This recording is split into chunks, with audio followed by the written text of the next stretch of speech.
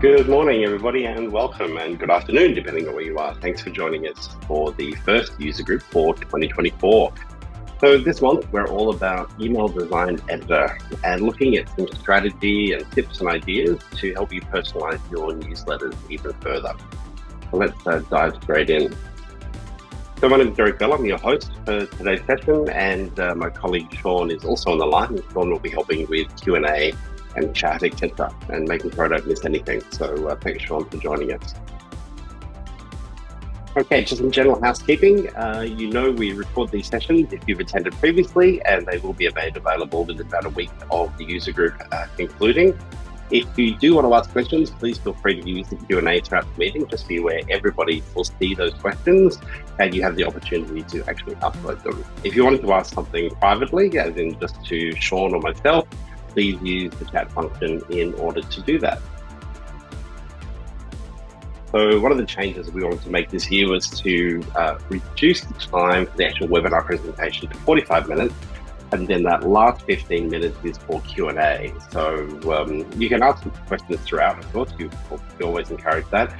But if you wanted to hang around and ask some specific questions afterwards, please feel free to do that. You need to run to another meeting, obviously feel free to log off and attend to your other meeting. So we'll adjust the time schedule, obviously, and reduce the overall time needed. So fingers crossed that works for everybody. First approach will be to agree a strategic approach on our newsletters, which is pretty critical so that we know what we're doing and have a much better idea as to what we're trying to achieve with a newsletter and what's the strategy, what's the outcome that we're really looking for. The next one is to look at the audience, to really understand the audience and understanding from a segmentation point of view, how things like email groups and other functions within Eloqua can help you build that audience and manage that audience at the same time. The design editor obviously is a fundamental part of that whole process. So we'll dive in and have a quick look at that and how dynamic content and other pieces can help from a personalization point of view. And then a quick update, if we have time, on release 24A, which for some clients, if you're on pod 1, that will have already happened. That was last Saturday, Sydney time that took place. So, and then from there, we'll move into Q&A. But let's jump in. So the beginning process of any newsletter, well, in reality, any campaign has to be some degree of strategy. There will be certain campaigns that you run that perhaps you run them every week or every month or every quarter. And while there may not be too much thinking needed from your point of view in relation to the compilation of it, there still probably needs to be, I would suggest, some degree of underlying strategy in relation to the content that goes into that particular newsletter. Now, you generate a lot of content, and some of that content only sees the light of day for a very short time. But there is opportunity to do a little bit more with some of that content, and certainly the more high-performing content. We're going to look at that in a little bit more detail. But just to make sure and get some independent advice as to, we really are making the right decision, 41% of marketers say that email is their most effective marketing channel. That's from the good people at Litmus. Some of you may use Litmus internally for some of their services. They did some great research and obviously have access to thousands of marketers around the world. So it's good to have them do this research and publish it and make it available. What I found was really interesting in this particular stat, though, was not so much the 41% because, that's why we're all here. We can get that. The runner-ups included social media, which was way back in 16%. So still a chunk, but there's a significant gap between the two. So hopefully that just helps reinforce for you that use of email really is the right thing to do. And if we're not getting the best results that we need to dive a bit deeper and think a bit harder about that.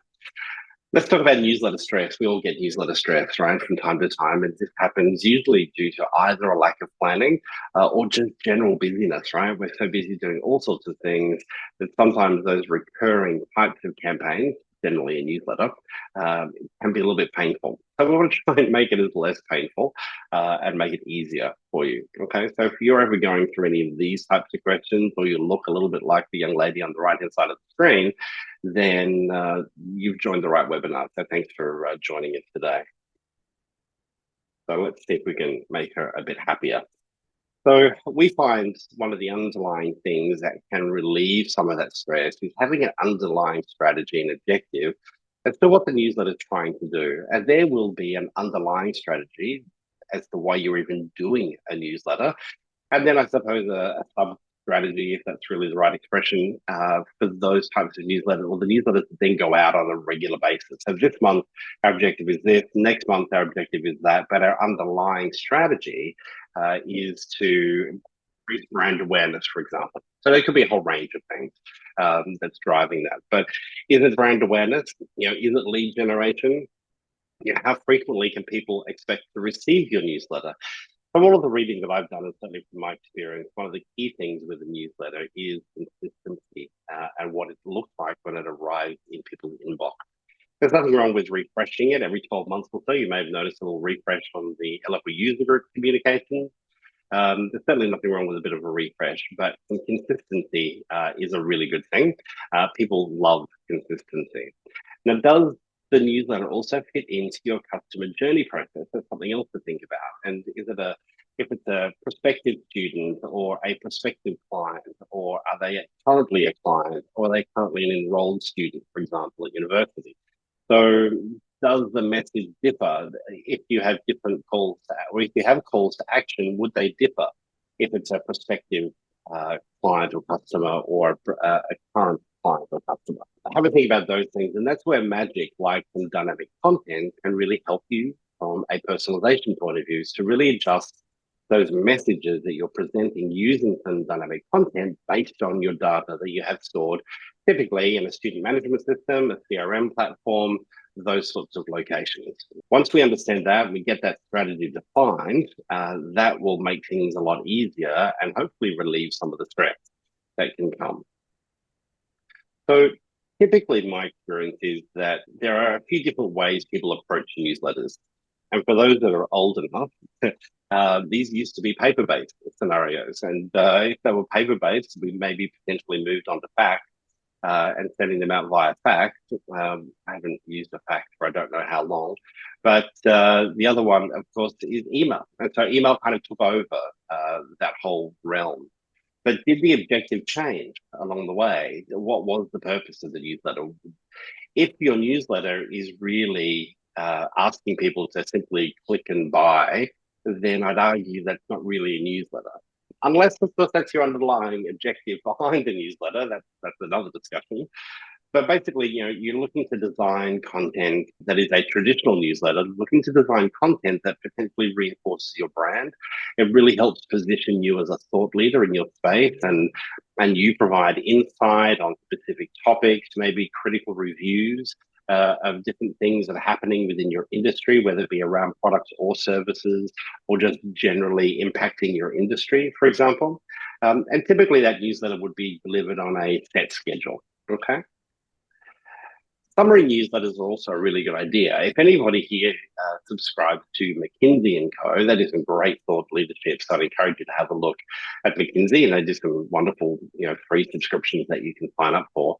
They have their regular newsletters that come out. I feel like they're weekly, but then they actually have another one, which is called their quarterly. And the quarterly is exactly as it sounds. It comes out once a quarter, and it's really a roll up.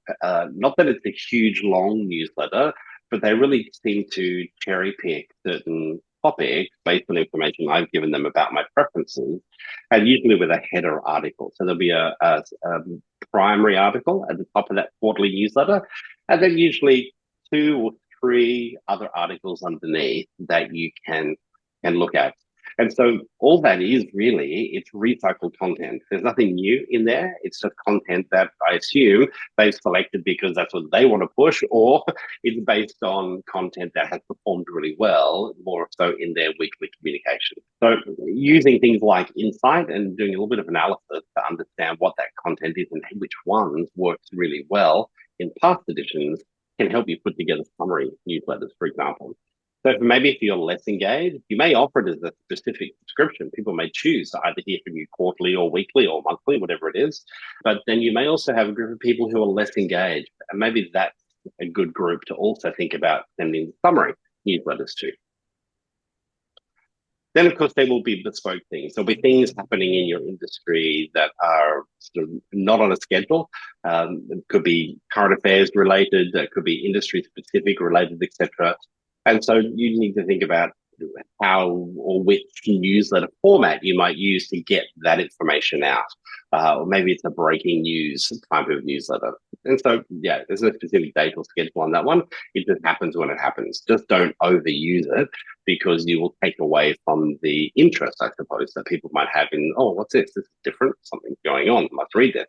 And so just have a think about that. But all of that delivery mechanism and the type of content that you deliver in those various newsletters really comes down to your underlying strategy and what you're trying to achieve. So the next part, once we have an underlying strategy in place, we understand kind of what we're delivering and etc. The next question is, who are we delivering it to? So what does your audience look like? Let's have a close look. So the key thing, I suppose, is that our audience can be made up of so many different people. And these people are from all walks of life, different cultures, speaking different languages. Some will be in relation to the context of the relationship to your organization. Some will be customers. Some will be prospective customers, or in the context of students, it might be parents of students. You might have partners, business partners, channel partners. There's a whole range of people that you're talking to. And so the greater clarity that you can have over the makeup of these people will help you work out what's the best content to potentially deliver to them. So imagine, for example, you may have 6 articles that you determine are appropriate for this month's newsletter, if it's a monthly newsletter. But in reality, not everybody needs to see all 6 articles. And so again, what we can do is use some dynamic content to show and hide specific content based on the profile that you have of a particular individual. And so personalization from that point of view is pretty basic. It's not that complicated. It will obviously always just come back to the level of the quality of the data that you've got. Now, one of the key things to throw into this discussion around newsletters, which is not what we could spend a whole session talking about this, is the idea of the preference and subscription center. Okay, so that enables you to give people the opportunity to tell you a little bit about themselves and to let them share with you what it is they're actually interested in. It could be very product related, or it could go up a level and be more topic oriented in relation to the way you serve it. So if we look at universities, for example, typically when you visit most universities, what they're asking you is, what is your course of study? What is it? Which course is it that you want to do? Is it science? Is it business? What is it that you're actually wanting to study, right? That's one step. Now, the second step would be to try and build up profile information and try and think of things maybe more aspirational. So what, and this will all depend on the product or service that you're offering, but aspirations can also be quite helpful to capture because you can help develop personas, and personas can very much help you once you've got them captured, can very much help you prepare content that's going out to people. Now, in some cases, if you collect certain aspirations and maybe have job profile or course of study type information, you can assume personas potentially. You can say, well, if this plus this, then we're going to assume it's this type of persona. And so, Eloqua can do some smarts in the back end to do that matching for you and to populate those relevant fields, which can again help with personalization further down the track. The preference and subscription centers is something that we've certainly touched on previously in the Eloqua group, in the Eloqua user group, but it's possible that we'll do it again this year. The other nice thing about the Preference Center is its ability to really help you manage opt-ins at a central location for the person in the context of their relationship with you, and then also capture attribution to know how they got to the Preference Center. Was it from the website? Was it from an email? How did they get there? How did they get into the database? Was it Google Ads potentially? It could be a whole range of things. Now, the other thing to think about from a preference center point of view, not only capturing all those things that I've talked about to help you shape your newsletters, but also think about it as a single location, put your customer or prospective student hat on. It's where they can tell you, yes, I'm opting into email. Yes, I'm opting into SMS. Yes, snail mail, if that's a part of your overall strategy. Yeah, I'm happy to receive phone calls. So they can opt into all of that information. And so Eloqua can own that And through integration, that information can be passed back to the CRM platform. If call center staff have access to the CRM, or all of that information can be made available there as well. So we don't need to have a disjointed experience for people.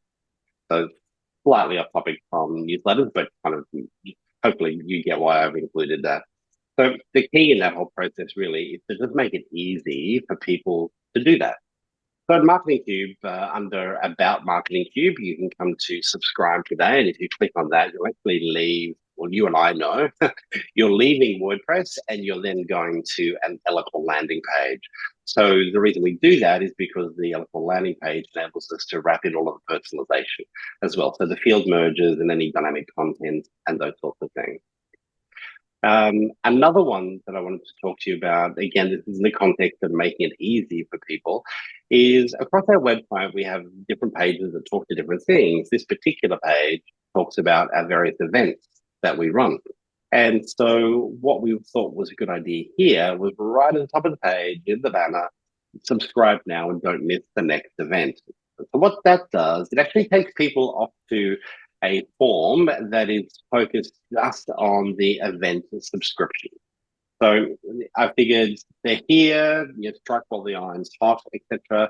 Has them go from here directly to a page that is just focused on what it is they're interested in right now. They'll, of course, receive a confirmation email as a result of doing that. They thank you for subscribing. Then in that email, we can have a call to action to say, we offer a range of subscriptions for this and for that and for this and for that. Go ahead and click here and tell us what you'd like to hear about. And so when they click on that, the nice thing is they'll reach the preference center and much of the preference center will actually pre-populate with their first name, last name, company, email, those sorts of things, because they've come from that email. So just create a nicer experience overall. And if you can hear any construction in the background, I'm getting some curtains installed today, so apologies for that. All right, so audience building. If you build it, they will come. If you're an 80s kid, you'll understand that reference. So your audience can be built in a range of ways, and there are some good ways and some not so good ways to do that. But randomly adding people to a list is not ideal. It's floppy, it's inconsistent, it doesn't really manage the whole opt-in, opt-out process in a very smart way. Whereas the Eloqua email group construct can do that in a much smarter way. So if your email list, your target email list is sitting in an Excel file and it's on, James's computer, but James is on annual leave, what are you going to do? Okay, so we want to try and stay away from that scenario as much as possible. The next one, which is a better option, is to look at profile data. So here what we're doing is we're going into segments and we might be saying to Eloqua, give me all, like, for example, say, prospective students in Queensland, New South Wales and Victoria who have expressed an interest in science, okay? And so that could be one way to do it. Now, that's good, that's profile information, a bit of geography, a bit of interest, a few other bits and pieces that have been thrown in. Next one is to combine everything that we just talked about from a profile point of view, but potentially add engagement as well. So we look at those prospective students in Queensland, New South Wales, Victoria, who are looking to study science because they've told us they're looking to study science. But how about then also looking at any prospective students who have looked at pages on the website that relate to science programs? Okay, Eloqua's got that data sitting there, it's sitting right there in your database. So there's an untapped audience there where potentially through their, what's the word? Their observed behavior, they've implied by looking at, or you can imply the fact that they've looked at those science pages, that this might be relevant to send to them as well. So that's one way to do it. Now, the sweet spot is to actually get people to subscribe, okay? So all of these, I think, are reasonably valid at different points of the maturity of your strategy and your use of Eloqua and how you're doing it. But the use of email groups to actually capture a person's subscription and store that subscription against their contact is the most effective way of doing it. And there's no reason you can't do that, do the suite option, along with better and much better. You can combine all three. But it's much more effective than working off a static list where individuals within the business may send you 15 people and say these 15 people should get the newsletter this month. Yeah, okay, that's great. But where's the ability to track and audit how that happened and why that person was put into that particular account? And then are they unsubscribed? And the list of issues can go on. And I'm sure you've experienced them yourself. Okay. Just keeping an eye on Q&A. Looks like we're pretty free at this point. That's cool. All right, creating newsletter segments in Eloqua. Why you want dynamic segments and not static dead lists. Okay. So what I want to do here is I'm going to jump in and show you a segment that it's topical for me at the moment. There it is right there. So important update is a subscription that we offer, which talks to Eloqua clients in the context of the releases that occur each month. So this is one where we're focusing on prospects. So these are people who are not customers of Marketing Cube, but are customers of Eloqua. It's not a huge list, but it's a good list from our point of view because these people have proactively indicated that they'd like to hear from us. We now obviously know they use Eloqua, so that is kind of helpful from our point of view. But you'll see there are some others that are getting included in that process based on information that we have in the system. So we have a typical exclusion in there as well. Some account types, competitors, it's wonderful that they might subscribe, but we're not going to freely provide them with insights, so that's fine. That's really good of them.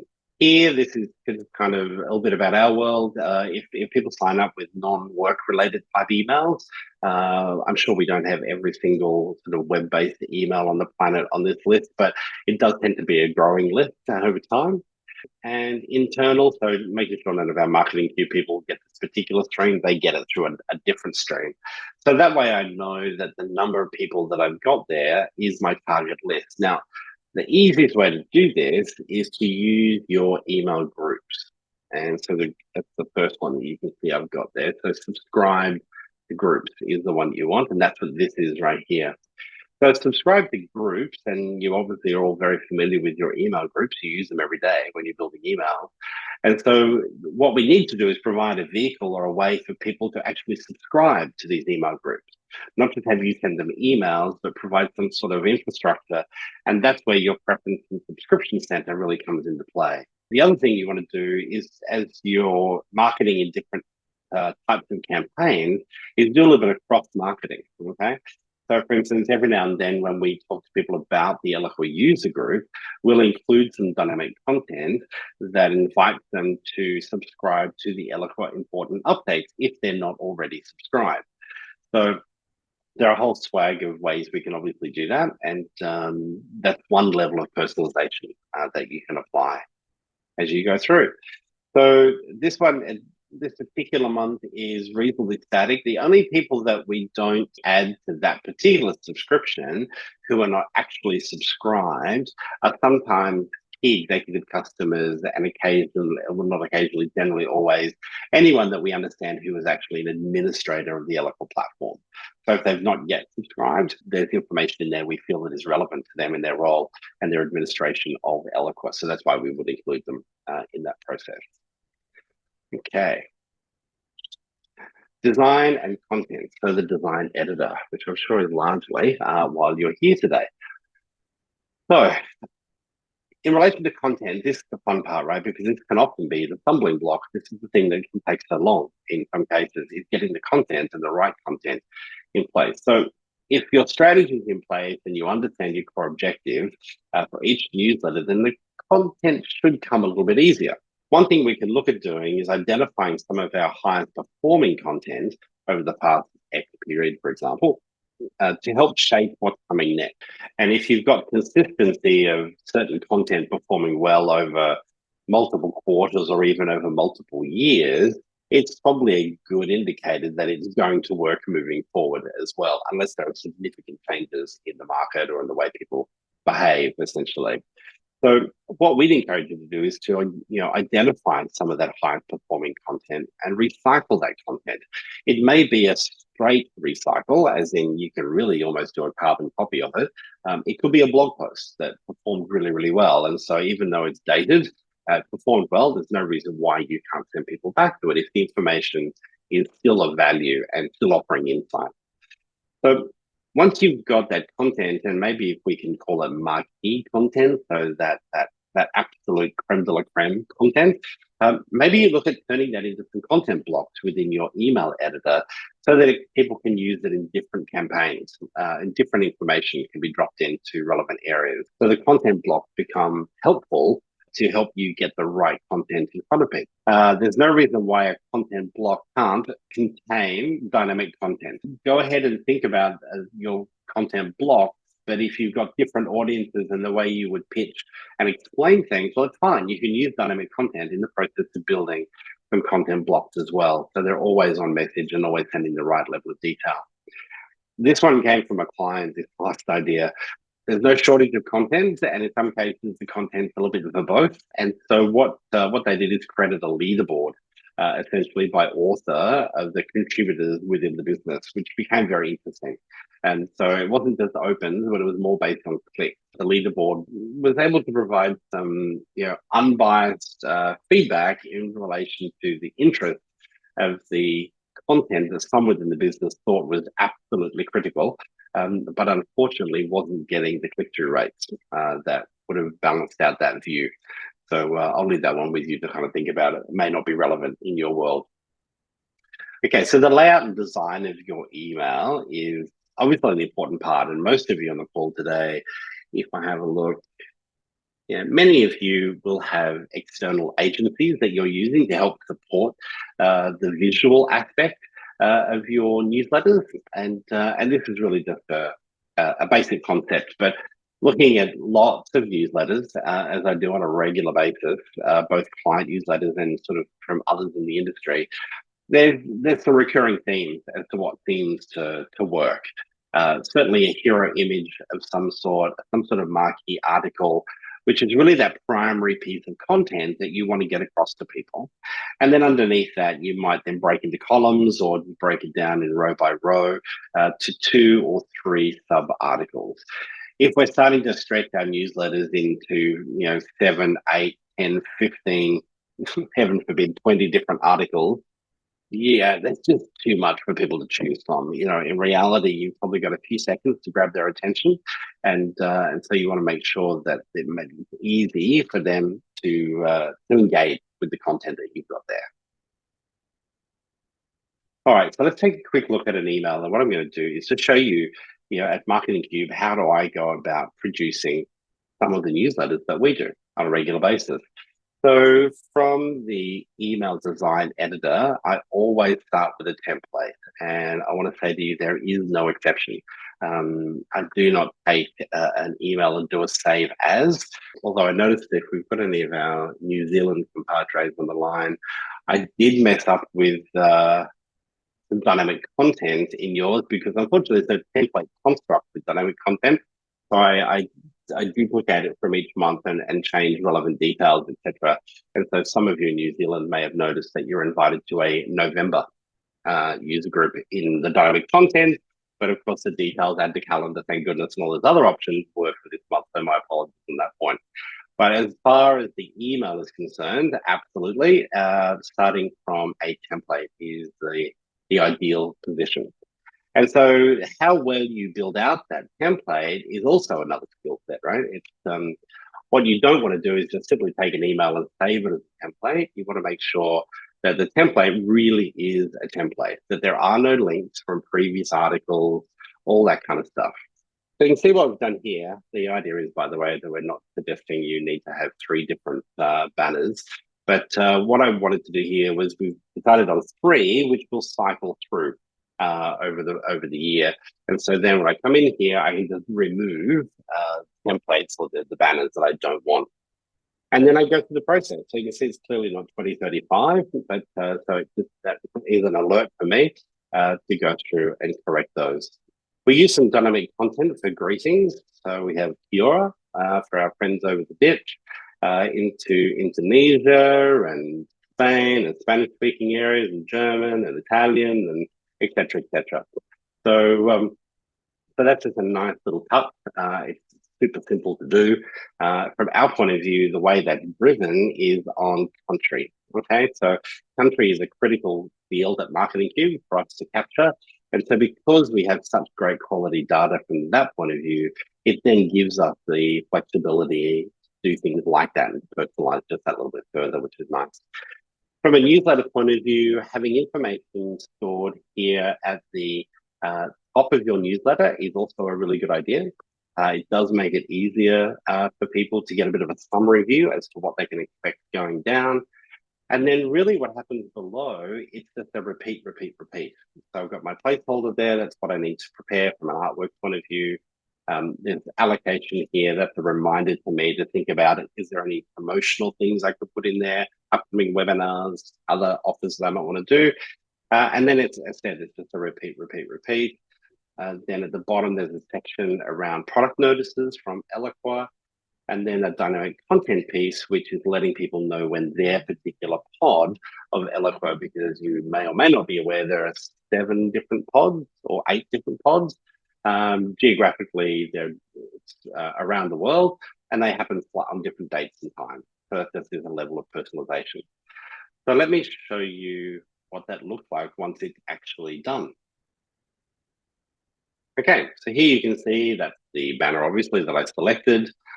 Information, there's the summary details in that particular edition, and then the relevant details. Now, we may be able to use this as an excuse not to cover off the updates for 24A because they're all here in this newsletter very quickly. So analytics, Insight is moving to a new platform. So for those of you who may or may not be aware, Insight is actually the Oracle Business Intelligence Enterprise Edition software platform that's going away and being replaced by a product called Oracle Analytics Server. Okay, pretty exciting name for this product, but a much nicer product and more functionality. The other thing is it's already in Redwood as well. So that Redwood design experience that you may or may not be experiencing as yet yourself is already the default option in Oracle Analytics Server OAF. So I'm sure we'll continue to call it Insight as far as Eloqua users are concerned, but the FYI, the actual platform sitting on is OAS, and that should be happening in the next 30 days. It's not happening at the same time as you're going to release 24A. It will follow, so don't expect it on the Monday or etc. when you get back to work from that point of view. Redwood continues to roll out, so you can see I've got a slightly different experience there. So I've kind of added this section because there'll be updates to this Redwood over the next 12, 18 months, as far as I'm aware. So this kind of will be like a recurring update area. Zoom customers can now integrate meetings, not just webinars, within Eloqua. So that's good news. If you're using the Facebook lead ad app, you do need to re-authenticate. Your campaigns will simply stop working. And we also got some information in this week, I think it was just this week, that we had to also update the LinkedIn lead ads app. So, or the LinkedIn campaign manager app, I think it's called. So please, if you're an admin on the call today, or if you have campaigns coming up, please talk to your administrator. All they have to do is go into the back end and re-authenticate, etc. There are steps right here. I'll give you a link here in a moment so you can subscribe and get this email. And then also Engage users are getting a little bit of a refresh on the interface as well. So if you've got team members who are using the Eloqua Engage product, then there'll be a few little changes there. Nothing dramatic. You can see the bullet points right there. And a few other bits and pieces. This is the dynamic content here. So if we don't know which pod the person is on, we ask them to click here and tell us which pod you're on. Then in subsequent releases, they'll then receive information like this that will tell them when their pod is actually going to the next release of Eloqua. And so that's the personalization that we're kind of touching in there. Now, from a newsletter point of view, this piece here, now, why do we put this in here? Because obviously, let's have a look who's on the call. Melanie, I can see Melanie's on the call. So Melanie gets this email. Obviously, I know who Melanie is, and we've sent this email to Melanie, but she didn't get it forwarded to her. Okay, so the reason we added this here was that we noticed when we looked at the stat that the forward rate of this particular email on a regular basis is significantly higher than other emails. And like kind of makes sense. An admin might get it and then pass it on to members of their team, etc. And so we thought, let's be a little bit proactive in trying to grab those people's attention and have them subscribe themselves instead of having to get it forwarded potentially from others within the business. So that comes about by looking at some analytics and understanding what's going on within your particular account, okay, and how your campaigns are functioning as well. So I just wanted to add one final piece there and using insight to help in that process. So we talked earlier about trying to identify your high-performing content. And now I would suggest to you one way to do that is to probably start at the high-performing campaign level and then work your way down from there. Now, in order to really understand the high-performing campaigns, are you using campaign fields in your reporting? So what does that look like? So if you're on the campaign canvas and you go to the options menu and you select campaign fields, then you're presented with this screen. So there are three fields: product, region, and campaign type. Now, we can't change the name of those three fields. However, the values that drop in them, like Oracle Marketing Cloud, global, or important Eloqua updates, that's completely up to you as to what those values are. Now, of course, those values should really be values that you want to be able to report on. And the great thing about those three fields, we can add custom fields. You'll see there's a space here for custom fields. But those three fields by default are available to your insight users when they're looking to create reports. So if they're looking at campaigns, they maybe don't want all campaigns. They want campaigns that relate to, if it's a university, it could be open day campaigns. If you're doing in finance, for instance, it could be end of financial year advice, information, tax details, etc., that you may want to slice and dice those campaigns by. So if you're not using those campaign fields today, please reach out to us. We would love to have a chat with you, give you a hand in configuring those, because they really will beef up and make your insight reporting far more valuable and far more insightful. Yeah, okay, so we identify those, then we want to drill down and look at the highest performing assets within those campaigns. Once we do that, we can then start to drill into the content and we can see if any of that content could potentially be recycled. Did it contain date-specific information? If not, is it limited in any way? No. Okay, well, then maybe it's a good candidate to be recycled. So let's use insight, let's use the technology to give us a little bit of information and look at different ways that you can recycle that content. It may not just simply be the newsletters. It could be beefing up some of the content and turning it into white papers. It could be, is it a good discussion topic on the next podcast? Is there other channels that you could utilize that same content? If it's performed well, there's a good indication it hopefully might perform well again the next time. So some general advice there and ideas, hopefully. So use that to shape future content development. Don't walk blindly into the content planning session. Walk into a content planning session with some solid understanding as to what has in fact worked well over the last 12, 18 months. Okay, so we're right on Q2, which is my commitment to you for the webinar to conclude. But what I will do, obviously, is found the line, and if everybody's comfortable with that, the QR code that you can see on your screen there, if you click on, or no, you can't click, but if you scan it with your smartphone, that will take you to the subscription page for the important updates. That campaign is live, so if you go ahead and scan that and fill in that form, you'll receive that email within 24 hours, because I think I have it set up so you wait for a little period. You'll get a confirmation email, but the actual next edition will arrive in your inbox within 24 hours. So go ahead and give that a scan.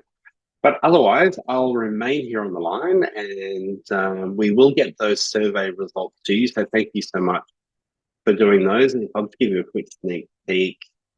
So Advanced Form Design Editor and Landing Page Editor came in as number 1 and number 2. So these will shape topics that we'll deliver for you in the coming months. So thank you for taking a moment to do that as I end that and capture that. But yeah, as I said, we'll articulate that information back to you via email to the group, the subscriber base as a whole. But yeah, so happy to stay on the line and we can do a little Q&A. Have a look. There we go. Thank you, everybody. The only other thing I would add to there was one point. This is kind of now the casual piece, so feel free to drop off at any point. But one thing that there is coming in that update for 24A is Eloqua has done, and Oracle with their deliverability team, is really making some headway in relation to what's classified as a hard bounce back. So this seems to be a bit of a moving dynamic. It's not a static thing. And so as a result of changes being made with release 24A, you should hopefully see not necessarily a reduction in hard bounces, but a more accurate representation of what is a hard bounce back. We have had a couple of clients who have Eloqua's told them it's a hard bounce because that's the information that Eloqua's received, so it's flagged them as a hard bounce back. But when they've gone to the sales team, etc., the sales team have confirmed, well, I'm emailing that person from Outlook or Gmail and they're responding. So the account is not dead, it is actually there. And that is really what a hard bounce is meant to be. A hard bounce is typically an email server telling Eloqua that that email account no longer exists. So why there's a discrepancy? That's why Oracle managed that process for us, right? But so it seems to be a refining process. So that's good news. And if that's something that has been giving you any grief on any significant level, let's have a chat. There could be other things at play there potentially. So please reach out if you'd like to talk about any of those. And I'll see you next month. But otherwise, thank you so much for joining us, and we appreciate you making some time, and we'll see you next month.